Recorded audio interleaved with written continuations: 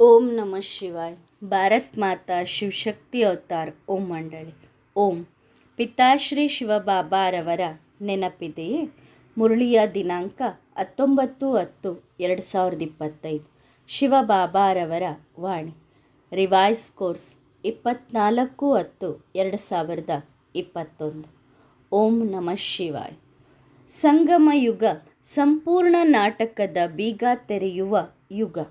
ಮಕ್ಕಳಿಗೆ ವಜ್ರ ಸಮಾನ ಸಂಗಮ ಯುಗದ ಮಹತ್ವವನ್ನು ತಿಳಿಸಿ ಭಾಗ್ಯೋದಯ ಮಾಡುವವ, ಪರಿಸ್ಥಿತಿ ಮತ್ತು ಪೇಪರ್ ರೂಪದ ಸುತ್ತಿಗೆಯಿಂದ ಪೂಜ್ಯ ಚೈತನ್ಯ ಮೂರ್ತಿಗಳನ್ನು ರೂಪಿಸುವವರು, ಕಲಿಯುಗದಲ್ಲಿ ಅಸತ್ಯ ಕಳಂಕಗಳು ಬರುವ ಕಾರಣದ ಜ್ಞಾನ ನೀಡಿ ಕಳಂಕಿದರ ಅವತಾರಗಳನ್ನು ರೂಪಿಸುವ ಕಲ್ಯಾಣಕಾರಿ ಶಿವಬಾಬಾ ಮಾತನಾಡಿದರು. ಒಳ್ಳೆಯದು. ಇಂದು ಬಾಪ್ತಾದ ತಮ್ಮ ಅತ್ಯಂತ ಸಿಕ್ಕಿಲ್ಲದೆ ಮಕ್ಕಳನ್ನು ಭೇಟಿಯಾಗಲು ಬಂದಿದ್ದಾರೆ. ಬಾಬನಿಗೆ ಪ್ರತಿಯೊಂದು ಮಗು ಅತ್ಯಂತ ಪ್ರಿಯಾತಿ ಪ್ರಿಯ. ಇಂದು ಮನಸ್ಸಿನಲ್ಲಿ ಯಾರನ್ನಾದರೂ ಕುಳ್ಳಿರಿಸಿದ್ದರೆ, ಬಾಬನನ್ನು ಕೂರಿಸಿದ್ದರೆ ಆಗ ಬಾಬಾ ಕಾಣಿಸುತ್ತಾರೆ. ಆದರೆ ಅಶಾಂತಿಯಲ್ಲಿದ್ದರೆ ಬಾಬಾ ಆ ಮಕ್ಕಳ ದೃಷ್ಟಿಯಿಂದ ಲುಪ್ತವಾಗುತ್ತಾರೆ. ಯಾರಿಗೆ ಬಾಬಾನ ಮೇಲೆ ಪ್ರೀತಿ ಇದೆ ಅವರಿಗೂ ಬಾಬಾ ಇದ್ದಾರೆ, ಯಾರಿಗಿಲ್ಲ ಅವರಿಗೂ ಬಾಬಾ ಇದ್ದಾರೆ. ಇಂದು ಶಕ್ತಿಯ ಶಿವ ಬಂದಿದ್ದಾರೆ. ಬಾಬನ ಸನ್ನಿಧಿಯಲ್ಲಿ ಪ್ರತಿಯೊಂದು ಮಗು ಶಕ್ತಿಯರೇ ಆಗಿದೆ, ಏಕೆಂದರೆ ಬಾಬಾ ಜೊತೆಯಲ್ಲೇ ಇದ್ದಾರೆ ಅಲ್ಲವೇ? ಮಕ್ಕಳಿಲ್ಲದೆ ಬಾಬಾ ಇಲ್ಲ, ಹಾಗೆಯೇ ಬಾಬಾ ಇಲ್ಲದೆ ಮಕ್ಕಳೂ ಇಲ್ಲ. ಎಲ್ಲ ಮಕ್ಕಳು ಪ್ರೀತಿಯ ಲಗನ್ನಲ್ಲಿ ಬಂದು ತಲುಪಿದ್ದೀರಿ ಅಲ್ಲವೇ? ಇಂದು ಪ್ರತಿಯೊಂದು ಮಗುವನ್ನು ನೋಡಿ ಬಾಬನಿಗೆ ಹೀಗೆ ಅನಿಸುತ್ತದೆ, ಬಾಬಾ ಸೃಷ್ಟಿಯ ಯಾವ ಮೂಲೆಯಲ್ಲಾದರೂ ವಿರಾಜಮಾನನಾಗಿದ್ದರೂ ಮಕ್ಕಳು ಬಾಬನನ್ನು ಅಲ್ಲಿಯೂ ಕೂಡ ಹುಡುಕುತ್ತಾರೆ. ಇಂದು ಪ್ರತಿಯೊಂದು ಮಗುವನ್ನು ನೋಡಿ ತುಂಬ ಹರ್ಷಗೊಂಡಿದ್ದಾರೆ. ಅವರು ಬಾಬನಿಂದ ಕಲ್ಪಕ್ಕೂ ದೂರ ಆಗಿದ್ದ ಮಕ್ಕಳು ಈಗ ಬಂದು ಬಾಬನ ಸನ್ನಿಧಿಯಲ್ಲಿ ಸೇರಿದ್ದಾರೆ.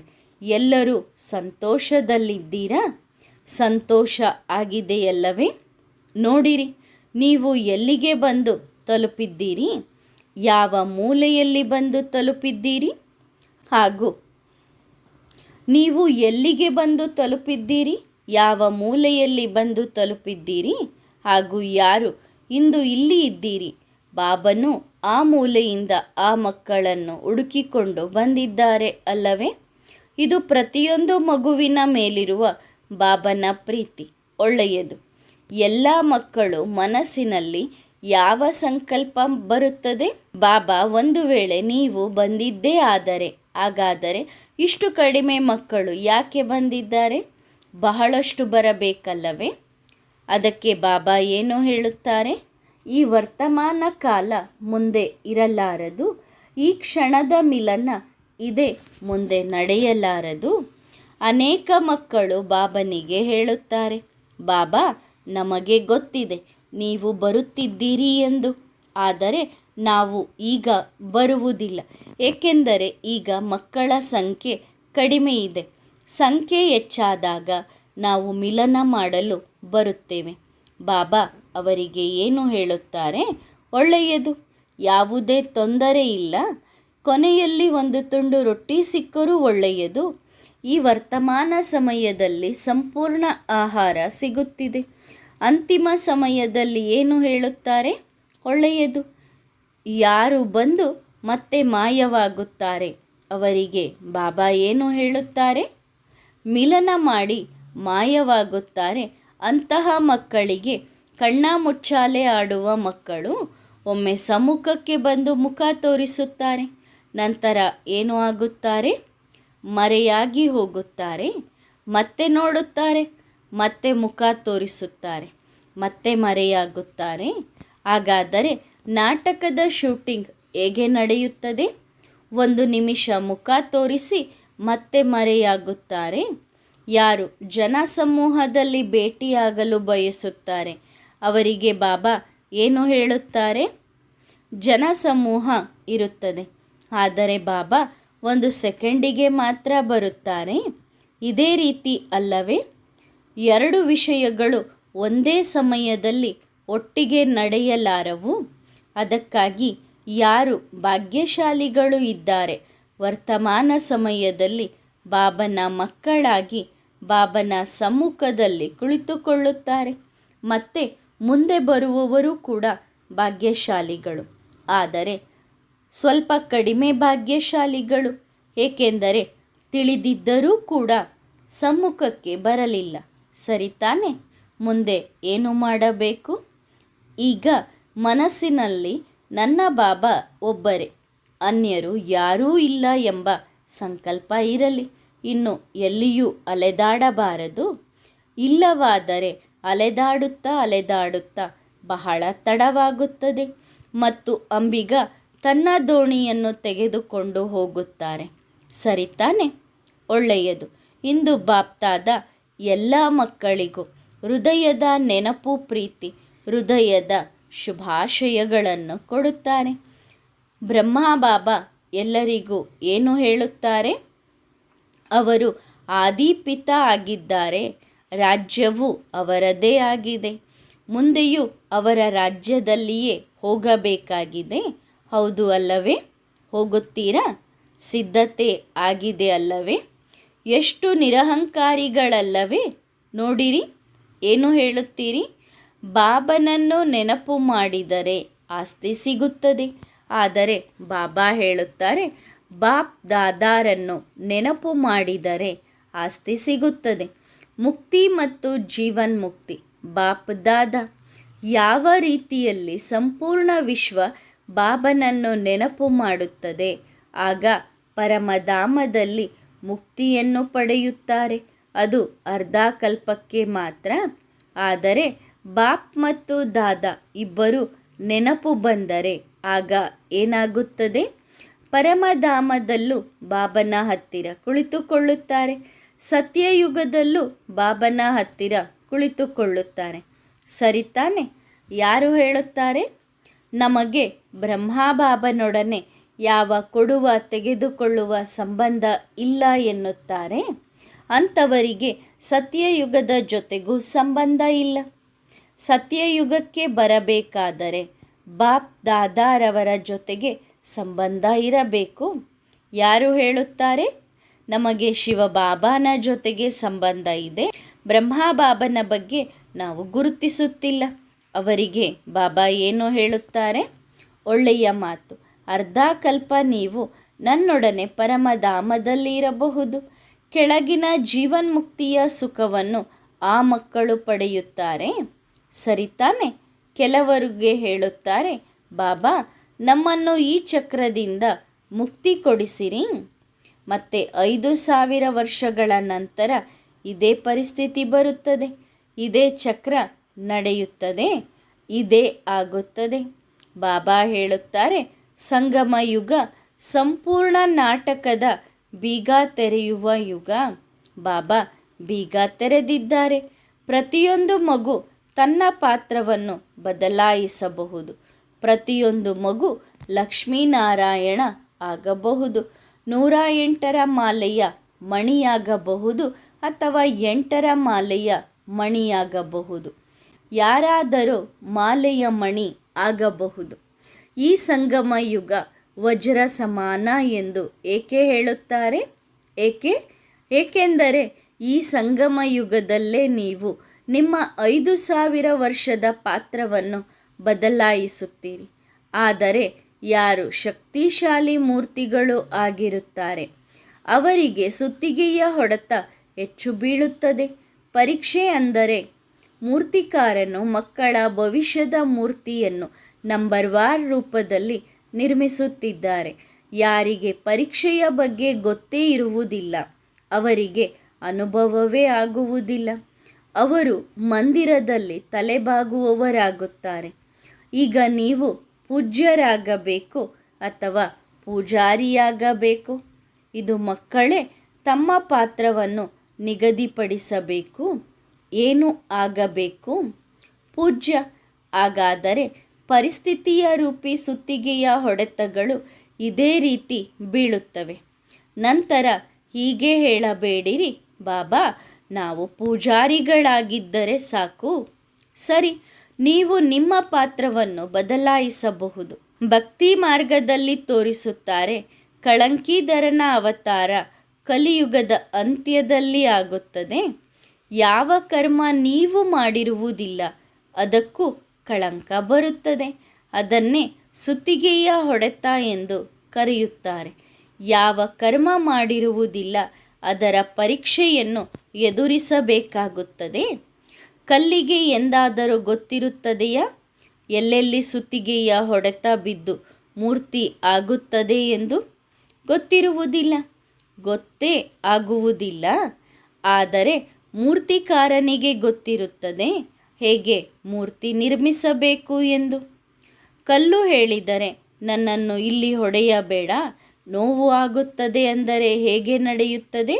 ಒಂದು ವೇಳೆ ಮಕ್ಕಳು ಈ ರೀತಿ ಹೇಳಿದರೆ, ಬಾಬಾ ನನ್ನ ಈ ಪರೀಕ್ಷೆ ತೆಗೆದುಕೊಳ್ಳಬೇಡಿರಿ, ಉಳಿದ ಎಲ್ಲ ಪರೀಕ್ಷೆ ತೆಗೆದುಕೊಳ್ಳಿರಿ, ಈ ಪರೀಕ್ಷೆ ತೆಗೆದುಕೊಳ್ಳಬೇಡಿರಿ.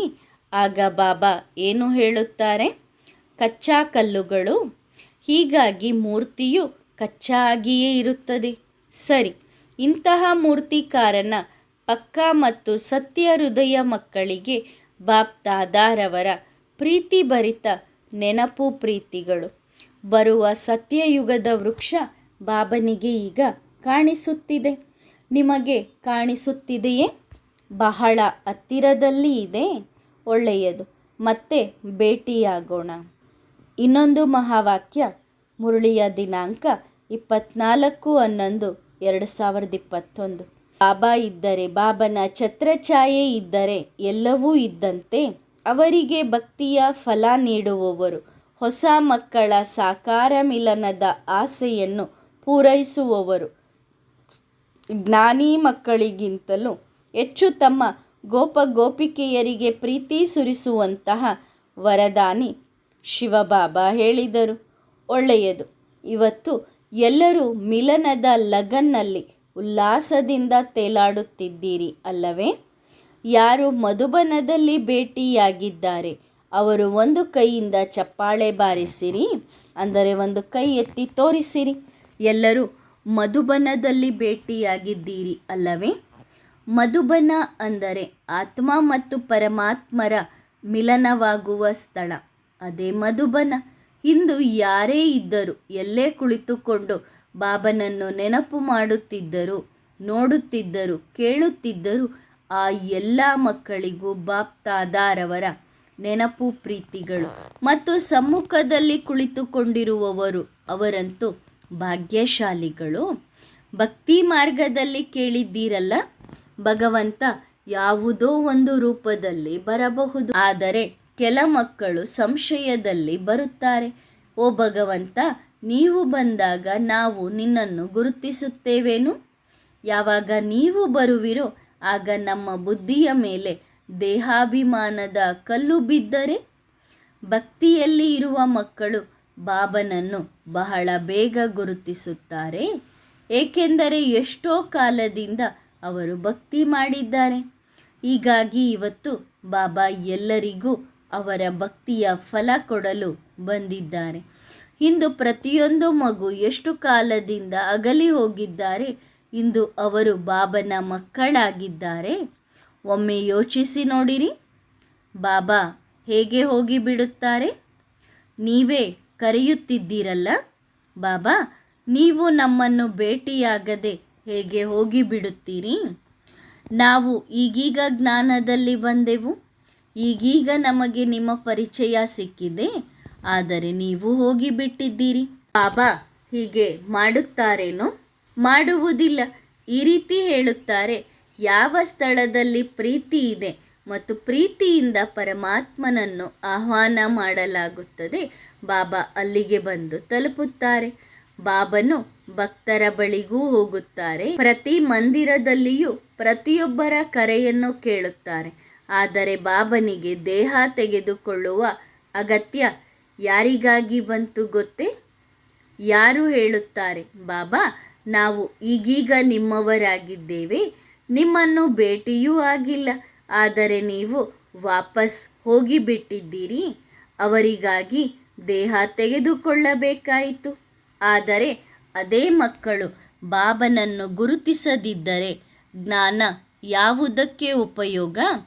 ಬಾಬಾ ಜ್ಞಾನಿಗಳನ್ನು ಬಿಟ್ಟು ಗೋಪಿಕೆಯರ ಬಳಿ ಬಂದಿದ್ದಾರೆ. ಹೀಗಾಗಿ ಎಷ್ಟು ಪ್ರೀತಿ ಇರಬೇಕು. ಇಂದು ಭಕ್ತರು ಮತ್ತು ಜ್ಞಾನಿಗಳು ಈ ಸಭೆಯಲ್ಲಿ ಇದ್ದಾರೆ. ಇಂದು ಪ್ರತಿಯೊಂದು ಮಗು ತನ್ನ ಭಾಗ್ಯದ ರೇಖೆಯನ್ನು ಎಷ್ಟು ಎತ್ತರಕ್ಕೆ ಕೊಂಡೊಯ್ಯಬೇಕೆಂದುಕೊಂಡರೂ ಕೊಂಡೊಯ್ಯಬಹುದು. ಆದರೆ ಮಕ್ಕಳು ಯೋಚಿಸುತ್ತಿದ್ದಾರೆ, ಇದು ಏನು ನಡೆಯುತ್ತಿದೆ? ಯಾರು ಈ ಭಗವಂತ? ಇಂದು ಅನುಭವ ಮಾಡಿ ನೋಡಿರಿ. ಬೇಹದ್ದಿನ ಬಾಬಾ ತನ್ನ ಹೃದಯ ತೆರೆದು ಮಕ್ಕಳ ಜೋಳಿಗೆಯನ್ನು ತುಂಬಿಸಲು ಬಂದಿದ್ದಾರೆ. ಇಂದು ಮನಸ್ಸಿನ ಜೋಳಿಗೆಯನ್ನು ತೆರೆದು ಇಡಿರಿ. ಕೆಲವರು ಹೇಳುತ್ತಾರೆ, ಯಾವಾಗ ಚಮತ್ಕಾರವಾಗುತ್ತದೆ? ನಾವು ದೇವರನ್ನು ಆಗ ಮಾತ್ರ ನಂಬುತ್ತೇವೆ ಎಂದು. ಇಂದು ಎಲ್ಲರೂ ತಮ್ಮ ತಮ್ಮ ಸ್ಥಳಕ್ಕೆ ಹೋದ ಮೇಲೆ ಯಾವ ಮಕ್ಕಳು ಬಾಬನನ್ನು ಚಮತ್ಕಾರಿಕ ರೂಪದಲ್ಲಿ ಗುರುತಿಸುತ್ತಾರೋ ಬಾಬಾ ಅದಕ್ಕೂ ಸಿದ್ಧರಾಗಿದ್ದಾರೆ. ಆದರೆ ಅಂತಹ ವರದಾನವನ್ನು ಕೇಳಿರಿ. ಅದು ಸದಾಕಾಲ ನಿಮ್ಮದಾಗಿರಬೇಕು. ಈ ರೀತಿಯೂ ಅಲ್ಲ, ಇಂದು ಸಿಕ್ಕು ನಾಳೆ ಮಾಯವಾಗದಿರಲಿ. ಬಾಬಾ ಇದ್ದರೆ ಎಲ್ಲವೂ ಇದೆ.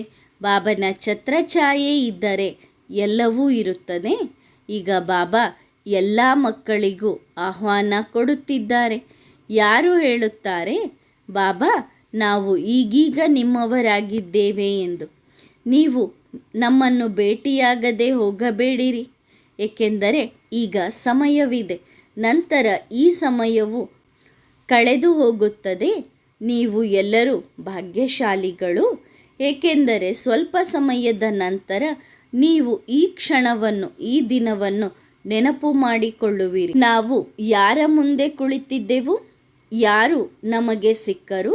ನಮಗೆ ಯಾವ ಪ್ರಾಪ್ತಿ ದೊರಕಿತು? ಎಲ್ಲ ಮಕ್ಕಳು ಕಣ್ಣು ಮುಚ್ಚಿ ಅನುಭವ ಮಾಡಿರಿ. ಇಂದು ನನ್ನ ಜೋಳಿಗೆ ತುಂಬುತ್ತಿದೆ. ಇಂದು ನಾನು ತೃಪ್ತನಾಗಿದ್ದೇನೆ. ಇಂದು ನನ್ನ ಭಾಗ್ಯದ ಚಾವಿ ನನ್ನ ಕೈಲಿದೆ. ಸ್ವತಃ ವರದಾನಿ ಬಾಬಾ ವರದಾನ ಕೊಡಲು ಬಂದಿದ್ದಾರೆ. ಒಳ್ಳೆಯದು. ಅಂತಹ ಬಾಬನನ್ನು ಪ್ರತಿಯೊಂದು ರೂಪದಲ್ಲಿ ಗುರುತಿಸಬಲ್ಲ ಮಕ್ಕಳಿಗೆ, ಭಾಗ್ಯವಂತ ಮಕ್ಕಳಿಗೆ, ಪ್ರಭು ಪಾಲನೆಯಲ್ಲಿ ಬೆಳೆಯುವ ಮಕ್ಕಳಿಗೆ, ಪ್ರತಿಕ್ಷಣ ಬಾಬನ ಸ್ಮರಣೆಯಲ್ಲಿ ಮುಳುಗಿರುವ ಮಕ್ಕಳಿಗೆ ಬಾಪ್ದಾದಾರವರ ನೆನಪು ಪ್ರೀತಿಗಳು. ಬಾಬಾ ಜೊತೆಯಲ್ಲಿದ್ದಾರೆ. ಸದಾ ಖುಷಿಯಾಗಿರಿ. ಮನಸ್ಸಿನಲ್ಲಿ ಈ ರೀತಿ ತೆಗೆದುಕೊಳ್ಳಬೇಡಿರಿ, ನಾನು ಇಷ್ಟು ಭಾಗ್ಯಶಾಲಿ ಆಗಬಹುದೇ? ನಾನು ಇಷ್ಟು ಹತ್ತಿರದಿಂದ ಬಾಬನನ್ನು ಮಿಲನ ಮಾಡುತ್ತಿದ್ದೇನಾ? ನೀವೇ ಮಕ್ಕಳು ಹೇಳಿದ್ದೀರಿ ಅಲ್ಲವೇ, ಬಾಬಾ ಒಂದು ಸಾರಿ ಸಮ್ಮುಖದಲ್ಲಿ ನೋಡಬೇಕು, ಹತ್ತಿರದಿಂದ ನೋಡಬೇಕು. ಹೀಗಾಗಿ ಬಾಬಾ ಹತ್ತಿರ ಬಂದಾಗ ನಿಮ್ಮ ಕಣ್ಣೇ ನಿಮಗೆ ಮೋಸ ಮಾಡುತ್ತಿದೆ. ಈ ಸಂಶಯದಲ್ಲಿ ಬರಬಾರದು, ಬಾಬಾ ಹೌದೋ ಅಲ್ಲವೋ ಎಂದು. ಏಕೆಂದರೆ ಬಾಬಾ ಯಾವಾಗಲೂ ಸಾಕ್ಷಿ ಕೊಡುವುದಿಲ್ಲ. ಬಾಬನು ಯಾವಾಗಲೂ ಮಕ್ಕಳಿಂದ ಸಾಕ್ಷಿ ಕೇಳುವುದಿಲ್ಲ. ಏಕೆಂದರೆ ಮಕ್ಕಳು ಬಾಬನ ಮಕ್ಕಳೇ. ಮಕ್ಕಳು ಎಂದು ಹೇಳುವುದು ಇದು ಸಾಮಾನ್ಯ ಮನುಷ್ಯರು ಹೇಳುವ ಮಾತಲ್ಲ. ಹೀಗಾಗಿ ಸದಾ ಖುಷಿಯಾಗಿರಿ. ಬಾಬನ ಛತ್ರಛಾಯೆಯ ಕೆಳಗೆ ಇರಿ. ಬಾಬಾ ಸದಾ ಜೊತೆ ಇದ್ದಾರೆ, ಜೊತೆಯಲ್ಲಿಯೇ ಇರುತ್ತಾರೆ, ಜೊತೆಯಾಗಿಯೇ ನಡೆಯುತ್ತಾರೆ. ಒಳ್ಳೆಯದು. ಮತ್ತೆ ಭೇಟಿಯಾಗೋಣ. ವರದಾನ: ಸದಾ ಸುಮಂಗಲಿ ಭವ. ಸುಮಂಗಲಿಯರ ಗುರುತು ತಿಲಕ. ಸದಾ ಸುಮಂಗಲಿಯ ಗುರುತು ಅವಿನಾಶಿ ಸ್ಮೃತಿಯ ತಿಲಕ. ಸದಾ ಸುಮಂಗಲಿ ಎಂದರೆ ಒಂದು ಶ್ವಾಸವು ಅಥವಾ ಒಂದು ಕ್ಷಣವು ಸಂಗಾತಿಯಿಂದ ಬೇರ್ಪಡದವಳು. ಸದಾ ಸುಮಂಗಲಿ ಮನದ ಮಾತು. ಒಟ್ಟಾಗಿ ಇರೋಣ, ಒಟ್ಟಿಗೆ ಜೀವಿಸೋಣ, ಒಟ್ಟಿಗೆ ಸಾಯೋಣ. ಅವಳ ಕಣ್ಣುಗಳಲ್ಲಿ, ಮುಖದಲ್ಲಿ ಸದಾ ಪ್ರಿಯತಮನ ಮುಖ ಮತ್ತು ಗುಣ ಸದಾ ಸಮಾವೇಶವಾಗಿರುತ್ತದೆ. ಅವಳ ಕಿವಿಗಳಲ್ಲಿ ಮನ್ಮನಾಭವ ಎಂಬ ಅನಾದಿ ಮಹಾಮಂತ್ರದ ಧ್ವನಿ ನಿರಂತರವಾಗಿ ಕೇಳುತ್ತದೆ. ಅವಳು ಸದಾ ಈ ಅನುಭವದಲ್ಲಿರುತ್ತಾಳೆ. ಬಾಬನು ಈ ಮಹಾಮಂತ್ರವನ್ನು ಮತ್ತೆ ಮತ್ತೆ ಸ್ಮರಣೆ ಮಾಡಿಸುತ್ತಿದ್ದಾರೆ ಎಂದು. ನಿನ್ನಿಂದಲೇ ಕೇಳುತ್ತೇನೆ, ನಿನ್ನಿಂದಲೇ ಮಾತನಾಡುತ್ತೇನೆ, ನಿನ್ನ ಮಾತೇ ನನ್ನಿಂದ ಹೊರಬರುತ್ತದೆ. ಇಂತಹ ಸ್ಥಿತಿ ಸದಾ ಸುಮಂಗಲಿಯರದಾಗಿರುತ್ತದೆ. ಅವಳು ಸಂಕಲ್ಪದಲ್ಲಿಯೂ ಇತರ ಆತ್ಮ ಕಡೆ ಆಕರ್ಷಣೆಯಲ್ಲಿ ಬರುವುದಿಲ್ಲ. ಲಗನ್ ದೊಡ್ಡ ವಿಷಯ, ಆಕರ್ಷಣೆಯೂ ಕೂಡ ಇರುವುದಿಲ್ಲ. ಸದಾ ಸುಮಂಗಲಿಯರು ಅಂದರೆ ಒಬ್ಬ ಬಾಬನನ್ನು ಬಿಟ್ಟರೆ ಮತ್ತಾರೂ ಇಲ್ಲ. ಈಗ ನಿಮಗೆ ನೀವೇ ಕೇಳಿಕೊಳ್ಳಿರಿ, ನಾನು ಸದಾ ಸುಮಂಗಲಿ ಆಗಿದ್ದೇನಾ? ಒಳ್ಳೆಯದು. ಓಂ ನಮಃ ಶಿವಾಯ.